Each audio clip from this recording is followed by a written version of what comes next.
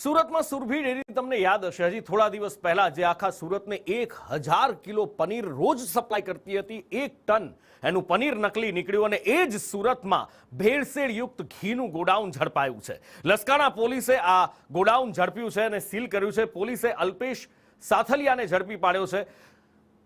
તલોબામાંથી ભેળસેળયુક્ત આ ઘીનું ગોડાઉન ઝડપી પાડવામાં આવ્યું છે। 319.54 કિલો ભેળસેળયુક્ત ઘી પણ ઝડપી પાડવામાં આવ્યું છે।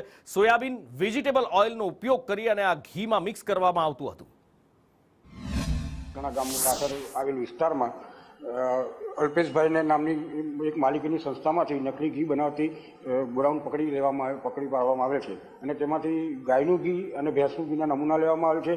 165 કિલો જેટલો ગાયના ઘીનો જથ્થો, 155 કિલો જેટલો ભેંસના ઘીનો જથ્થો સીઝ કરવામાં આવે છે। તેમજ ઘી બનાવવા માટે વપરાતા પામોલિન તેલ એ જથ્થો પણ સીઝ કરવામાં આવેલ છે। જે લોકો વનસ્પતિ ઘી અને પામોલિન તેલ બધું મિક્સર કરી અને ચોખ્ખું ઘી બનાવતા હતા, શુદ્ધ ઘીના નામે વેચતા હતા, તેથી તે લોકો પાસે નમૂના લઈ આગળની કાર્યવાહી કરવામાં આવશે। વનસ્પતિ ઘી અને પામોલિન તેલ હોવાથી શરીરમાં પેટની ગડબડ થવાથી તેમજ હૃદયના રોગો થવાની શક્યતાઓ રહેલ છે।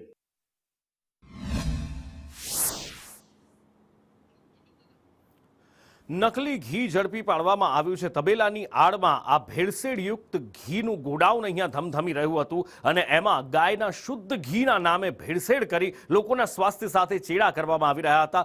લસકાણા ગામમાં પોલીસ દ્વારા રેડ પાડવામાં આવી છે અને આ ગોડાઉનને ઝડપી પાડવામાં આવ્યું છે અને 300 કિલો કરતાં વધારે નકલી ઘીનો ભેળસેળયુક્ત ઘીનો જથ્થો ઝડપી પાડવામાં આવ્યો છે। કુલ 319.54 કિલો ભેળસેળયુક્ત ઘી ઝડપી પાડવામાં આવ્યું છે।